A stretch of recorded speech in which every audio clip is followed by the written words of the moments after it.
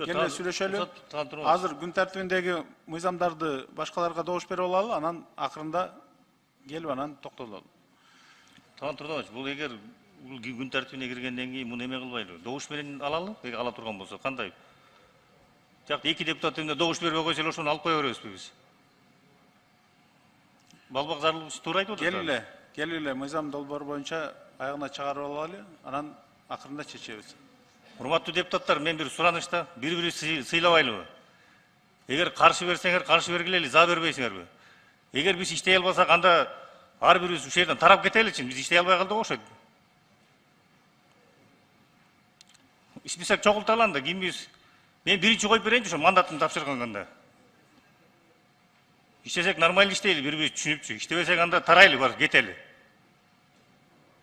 Şu yerde buna bütün Kırgızstan oturat, sabotaj kıl. Bu ne degeni ben? Sıylaylı da bir üstü. Eğer olsa kompüterlerini ölçüp salalan da bular tıkın. Oşanı bağırıp çeçeli, doğuş menen çeçeli, doğuşta koyalı, kompüterlerini ölçüp salalı. Mıydam çekindi işteyli de bir yerde. Значит, bizdi sıylabайт да, булар bizdi sıylabаган үчүн ушуга барып атышат да булар. Кыргызстан Мадумаров. Мына ушул азыр жок дегенде эмне болгон мыйзамга добуш берип атабыз? Эмне болгон өзгөртүүлөр кирип атат? Демилгеч тарабынан ким айтып берет? Жок дегенде комитеттин кортундусун окутуп койбойсуңарбы? Момундай мыйзамга ушундай өзгөртүүлөр кирип атат деп.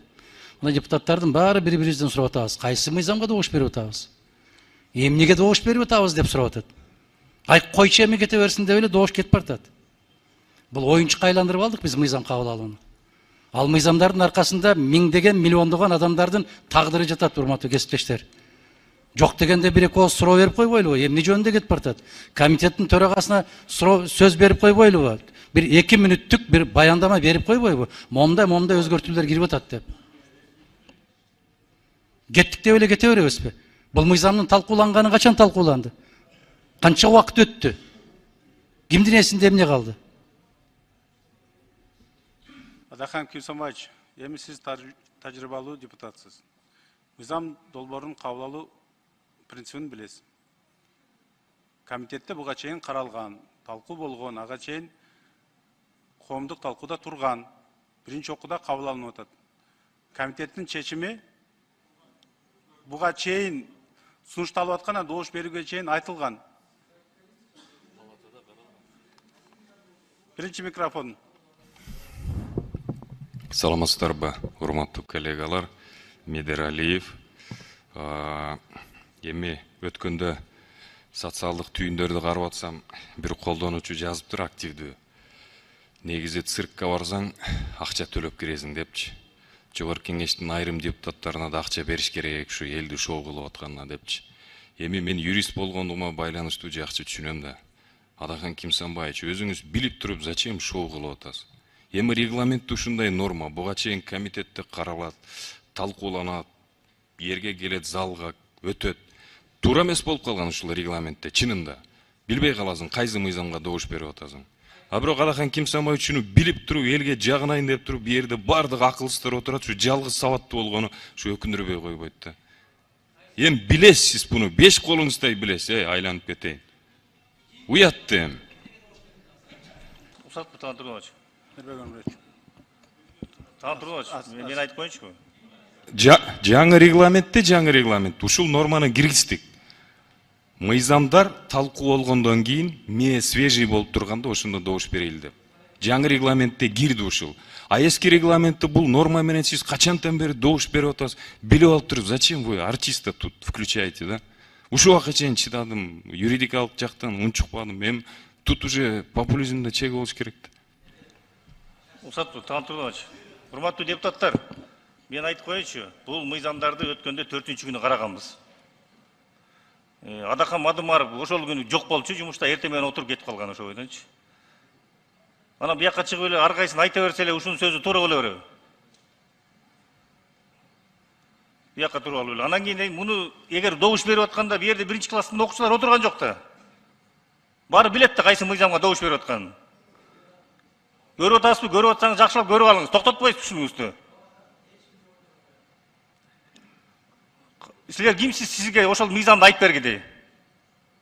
Билип алсың өзүңүз ошол жерден компьютерден карап туруп. Кичине токтотпойсузбу кичине?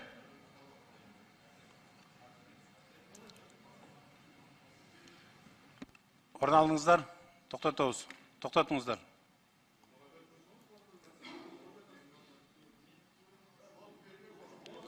Отуруңуздар. Болду. Урматтуу коллегалар, добуш берүүгө өтөлү. 5-чи микрофон. Рахмат чоң сизге. Урматтуу кесиптештер, келгиле ачууга берилбейли. Суроо берилгенден кийин төрага түшүнүктүү түшүндүрмө берип жетишет, ошо менен кетишибиз керек да. Анын ачууланып бири-бирибизге өчүбүздү чыгарбайлычы. 2 күн калды, чыдайлы. Бул биринчиден. Экинчиден, бир маселе бүтмөйүнчө экинчиге өтпөшүбүз керек болчу да. Демиргечи кайра чакырганда маселе жок бул жерде, эч ким шашылыш жок да. Келгиле ачуулукка берилбейли. 2 айда болсо деле кичине маселе бышып, анча-мынча балким кошумчалар кошулуп кетиши мүмкүн да. Мен силерге чакырат элем. Бираз бири-бирибизди таяйлы. Персональный дело Мадумарова же башка бирөөнүкүн кылбашыбыз керек. Ар бир депутатыбыз пикирибизди айтабыз. Туура эмес болушу мүмкүн, ката кетиши мүмкүн. Бираз чыдайлычы.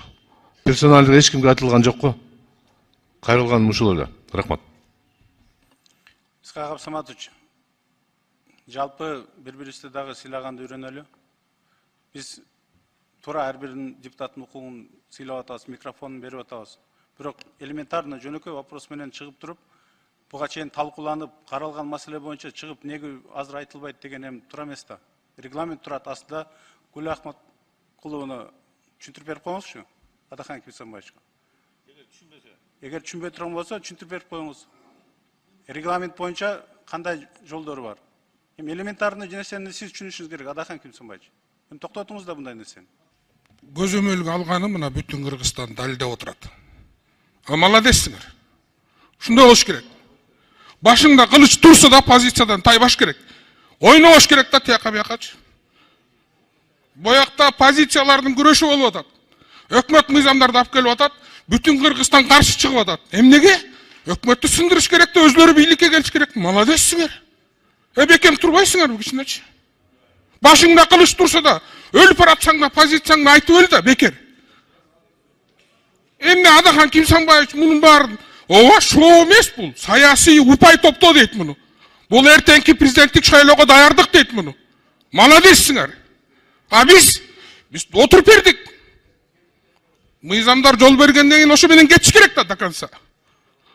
Баш мыйзамда турабы статьялар, кетпейсиңерби? Казино мыйзамын ошондой эле кабыл албадыңарбы? Эмне артка кайтып атасыңар? Или күрөшкүлө, или чыккыла саясий аренадан. Экөөнүн бирөө да.